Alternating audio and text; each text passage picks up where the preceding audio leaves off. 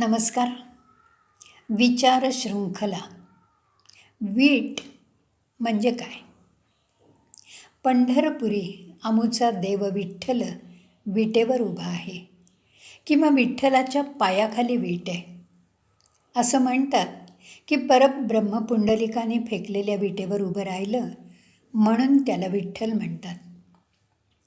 विठ्ठल म्हणजे विटेवर पाय रोवून उभा असलेला. वीट या शब्दाचा आपल्याला अभिप्रेत असलेला अर्थ म्हणजे कंटाळा आला. या कंटाळ्याचं वर्णन करताना आपण म्हणतो, अगदी वीट आलाय, काय करावं तेच समजत नाही. मनात येतं, विठुरायाच्या पायाखाली जी वीट आहे त्या विटेचा म्हणजे वीट याचा अर्थ नेमका काय असेल?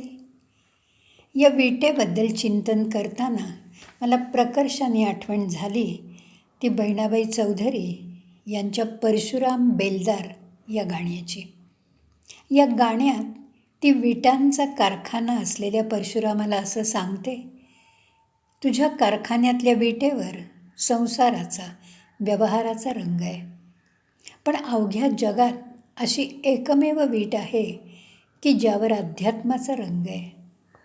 ही आध्यात्मिक वीट पंढरपूर या तीर्थक्षेत्री माझ्या विठुरायाच्या पायाखाली आहे.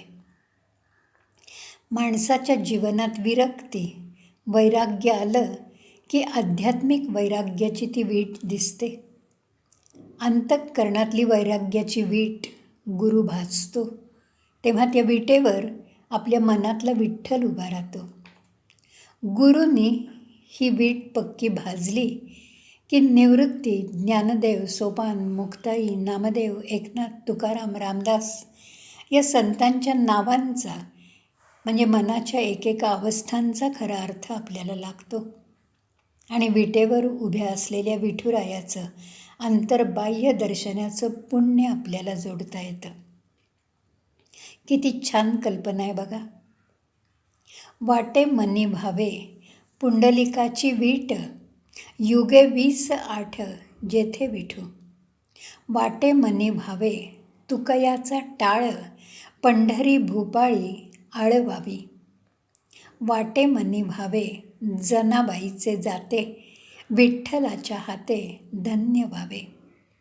नामयाच्या कीर्तने विठू होऊन नाचावे.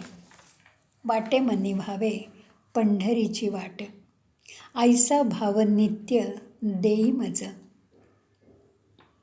ही कविता गुणगुणताना मन कधी पंढरपुरी जाऊन पोचलं ते समजलंच नाही.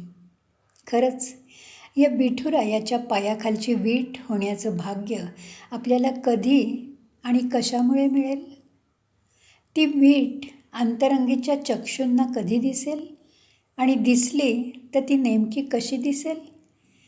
तिची ओळख पटण्यासाठी आपल्या गाठीशी तेवढी पुण्याई आहे का?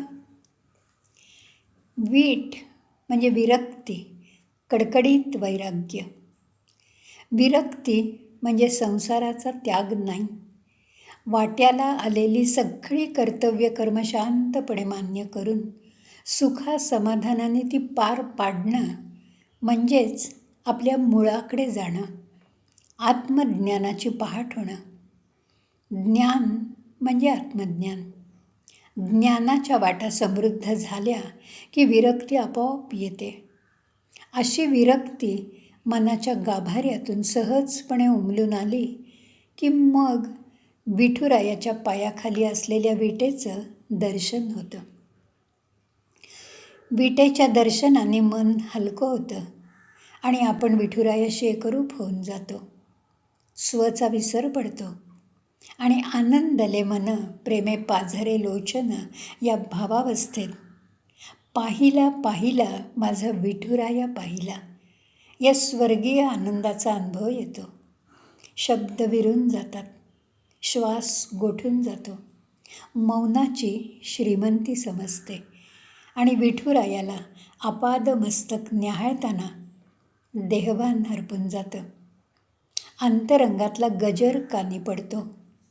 निवृत्ती, ज्ञानदेव, सोपान, मुक्ताई, नामदेव एकनाथ तुकाराम. आपल्या सगळ्यांची नावं किती अर्थपूर्ण आहेत नाही. जणू काही एक एक संत म्हणजे भक्तीची एक एक पायरीच आहे असं वाटतं.